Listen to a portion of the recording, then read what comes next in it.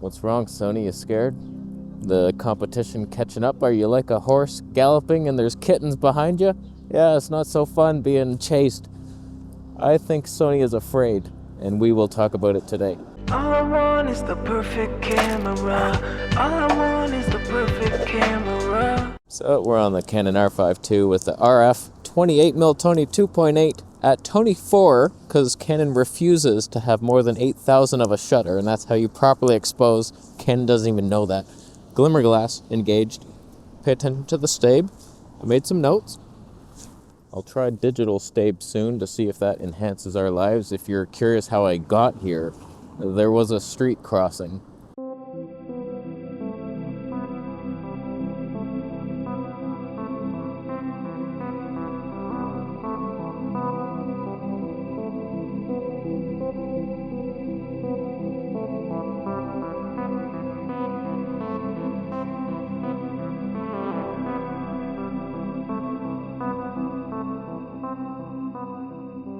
Canon and Nikon, the big two, were leading the industry, and then Sony came along, went mirrorless, and Canon was like, whatever, buddy, have fun with that. And then it had like a lot of success, and they were like, holy shit, uh-oh, we're dinosaurs. But now they're kind of gaining steam again, and will they destroy Sony forever? So I saw a cool little chart of Sony's history, and I was looking over that thing, and there were a lot of just damn innovations and leapfroggings. Let's go through it, and then we'll see what Canon and Nikon started doing to try to catch up. So 2013, ironically, October 2013, Sony makes its first full-frame mirrorless, and that was the same month that I started my YouTube channel. Unfreaking believable. I was born to be. I should have had that camera to start off, but I had a little Canon point and shoot. It's bullshit, not even full frame. So A7, A7R comes out. Then 2014, A7S, huh? That line, come on, 12 megapixels. Oh my God, that thing could see in the dark. Like no one was doing that. 12,800 looked like native. It was like, holy shit, it's nighttime, but it's not at all with your Sony. So that was cool, not bad. A7 II comes out, same year, had IBIS for the first time. So it's like, holy shit, innovations. 2015, A7R2, no one cares. A7S II. Got even better. IBIS, still no phase detect, but like, okay, whatever. There's birds. Oh my God. Hey, birds. How y'all doing? Is Canon eye detecting you right now? No. So all this time, Canon and Nikon are chilling in their DSLR dinosaur era, refusing to even see Sony. Like their autofocus wasn't that good. It was like, whatever, mirrorless is not a thing. You need the mirror, man. Come on. How do you even take a bath? Then A7R3 comes out, no one cares. A9 is where the autofocus started to be like, holy shit, what happened there? Like A9 was tracking things like no shot ever out of focus, and it's like, okay, mirrorless, huh? Oh, you don't even need that mirror, huh? That's a tiny little camera. That what? Uh-oh. 2018 comes, and it's the A7 III.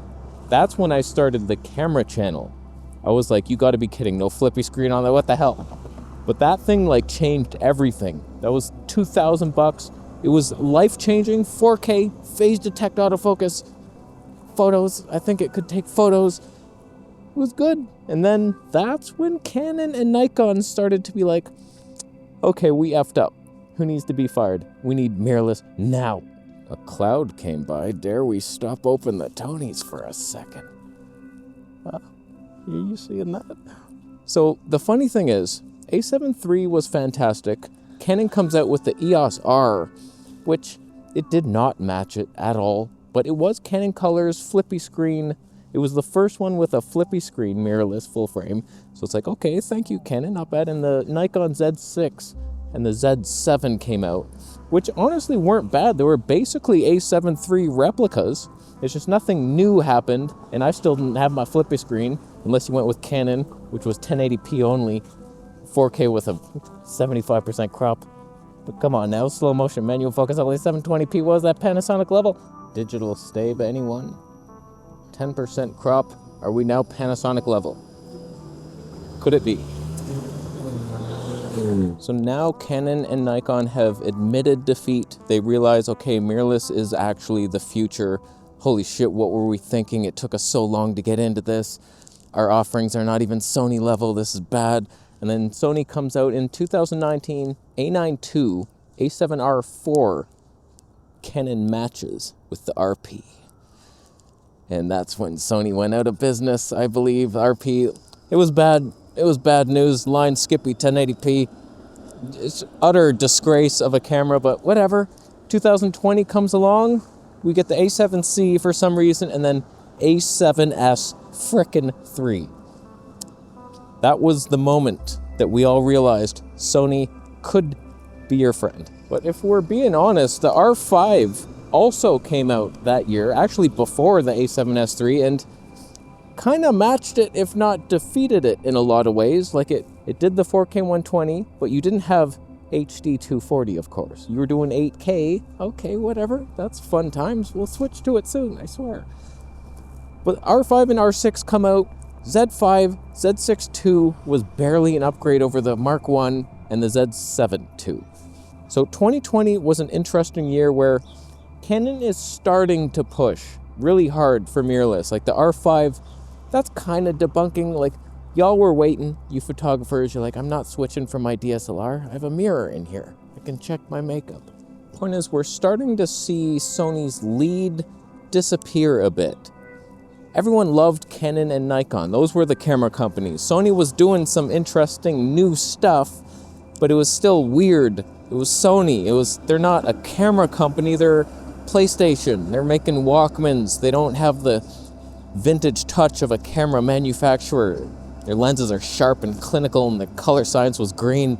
So 2021 rolls along. Sony A7 IV, which was a good camera as well, but like, come on, you're not matching the A7S III for video. Go away. A1 comes out, then it's like, whoa. But Canon matches with an R3, which I'm pretty sure no one bought.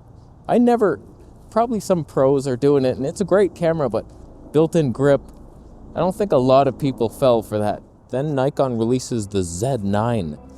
Now you have a Nikon Pro body, and all the DSLR dinosaurs with their old f-mount lenses, they can adapt. And it's like, okay, well now you have something. No reason to switch to Sony. And now it's like, there's two companies. It's Canon and Nikon. Sony was a distant third, better than both. You could make that argument. But now, Nikon and Canon have come back, and they now have comparable, if not leapfrogging tech. And I do wonder if Sony has a place in our world. Why is it hailstorming? It was a sunny day. The weather network said sun all day long. Not one cloud was supposed to be in the sky. Look at the background. I blurred it from your... Oh, there's so snow going in my eyes. When I look her in the eyes, I wonder if she's surprised or knows that I wanna hide. I like hiding. I have to panhandle with candles in my hands. Why do people look at me like I'm a mammal?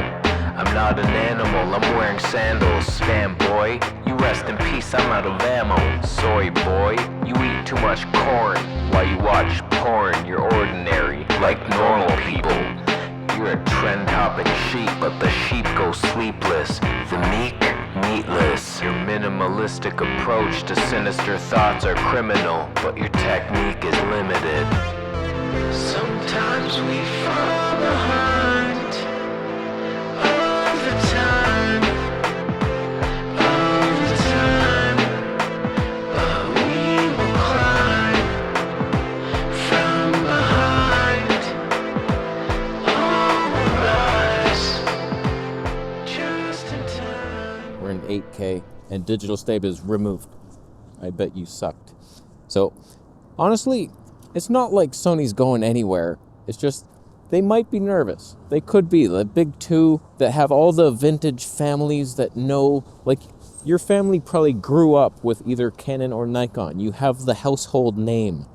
Sony's like this new electronic thing that doesn't even count. This is heavy, by the way. I thought this would be the lightest lens on earth, and I was like, this is a secret, man. It's not a secret. It's heavy. I hate it. So 2022 was kind of boring. A7R5, neat screen that flipped up and around. That was cool, but who cares? Canon R5C was quite crippled. R6 II was decent, better than the R5 in a lot of ways, but So, 2023 A7C2, CR, and the Canon R8, Nikon Z8, and ZF. So now Nikon finally made a flippy screen camera. They're like, holy shit, we're here. You can film YouTube videos on this, I swear. And then it's like, okay, now they're coming. They're coming hard, which brings us to the last year, 2024. Sony releases A9 III. They went global shutter, even though it worsened the dynamic range. I would never buy one. A1 II, not much of an upgrade of firmware if it was a foot. And then the Canon R5 II we got here, and the Z6 III. Come on, Nikon buys red. They do everything better. Like, I almost wish I had that instead of this sometimes. It's just, I will pounce the second I see a deal. But it just makes you wonder if Sony is... Are they going to leapfrog? I feel like they have something in the hiding. Usually how it goes from the future past that we've seen already is Sony will like leapfrog and then wait on their pedestal and they're like, you're never going to catch up, losers. And then eventually everyone catches up and then Sony leaps again. They're a frog on a post and then like birds come and then it leaps up to the top of another building. That's what I expect is going to happen because we're at that point now where like R5 II is better. Like your A1 Mark II level for less money with Canon colors. You're basic. Why are you flashing at me? Oh, that battery. It doesn't last more than 25 seconds. Oh boy. It's nice that Canon flashes aggressively at you to let you know your camera is about to die in your arms. But we're due now for Sony's leapfrog moment, and this is the defining moment of your company. Will you stay in business with a leapfrog for the ages? Where it's just like, yeah, 4K 240 frames per second raw. Sorry, but 14-bit, by the way. We don't do 12-bit raw. Do you guys do that still? Like, if you do something like that, then it's like, okay, Sony's back. Zeiss lenses. Let's go. See you later, Canon. But like that might not happen. They might be casual about it, not even matching the A7S III. That could happen. So what do you think? Is Sony about to leapfrog everyone once again and prove their dominance? Or will they kind of just... They're still going to obviously do amazing things, but Canon and Nikon have caught up now, and is it a three-man race? I think there's other companies, but don't quote me on that. So I'm going to leave. This was heavy, and the battery sucked. But that will not discourage me. I'm not sad. I didn't sell the ZVE1. I hate this camera. Thanks for the Bitcoin donation. Subscribe for more.